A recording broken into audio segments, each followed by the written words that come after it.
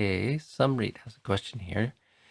Dear Ajahn, how to deal with after effects of bullying and the person who is bullied?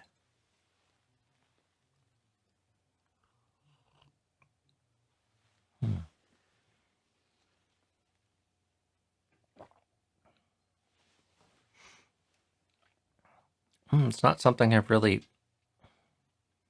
thought much of. The after effects, well, certainly one wants to guard against what might be typical unskillful reactions, anger, and ill will in particular. I suppose the more threatening or violent the bullying is, the more one is tempted to generate and harbor ill will. Feels very justified, but it's not a skillful route. One wants to be very careful there. So, and then put forth effort really to try to resolve it internally in one's own mind. So, I would reflect and try to generate some sense of patience and forbearance and goodwill towards that person, even though they're acting in harmful and unskillful ways directed at oneself. We're talking about you being the victim of bullying. And, reflect. It's good to reflect that people in some sense are like a prisoner to their conditioning and their karma. People are not free. And that's not to condone unskillful behavior, but it is useful for you to sort of adjust to the fact that we have to live in the world and witness and be sometimes even the victim of unskillful behavior and very unskillful behavior. And anger is never justified. It's always unskillful, and it always has unskillful resultants, and ill will is a very pernicious, poisonous form of anger. And so one needs tools to help protect oneself from generating unskillful thoughts and emotions, and even worse, speech and action in the face of meeting the unskillfulness that we find in the world. And as for how to deal with it externally, one will be in a much stronger place if one can right oneself and ensure that one is not coming from a place of anger or ill will. And then, you need to use your wisdom and discernment about the whole of the situation, what's truthful, what's timely, what your own intention is in seeking redress, what the potential, practically, what is the potential for redressing some sort of wrong or situation.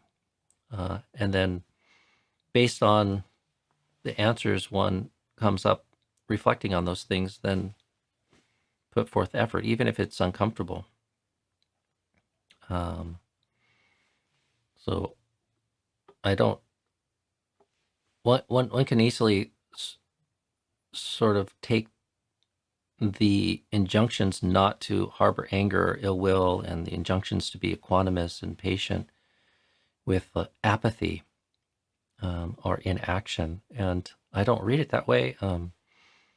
True loving kindness includes all beings, yourself and others, and in relationship and in our families and the various groupings that we find ourselves in society. Unskillful action has to be corrected for and challenged. So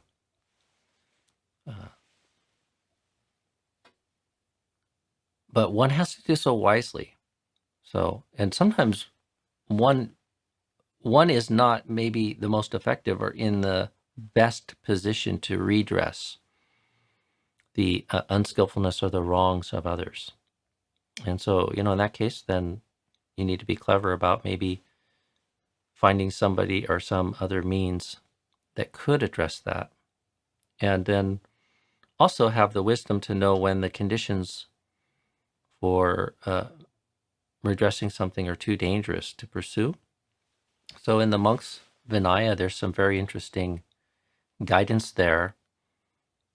And, it would depend on the severity of what's going on. But there's instances where there's something unskillful going on in the community.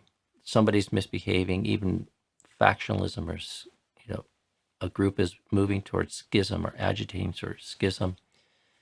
And there's certain instances where the Buddha's guidance that's in the Vinaya is like if you realize that it's going to create further, likely more violence or more strife, and that the conditions aren't such that it can be skillfully redressed, there is an appropriate kind of place for what they call covering over with grass, or just setting something aside for the time being. So this idea that you always have to correct every wrong is a bit misguided. One needs to use wisdom and discernment. And again, we don't want to put ourselves in the unfortunate position of thinking that we can control others or control the world through always doing something or saying something. Karma takes care, and you do not want to sit in judgment or have to be the enforcer for the world. But also, you don't want to fall back on this position of just passivity and inaction. You need to use your wisdom and discernment, and discern what the conditions allow for. And then, even if it's uncomfortable, pursue that, focused on the good, and with a heart of good intention. So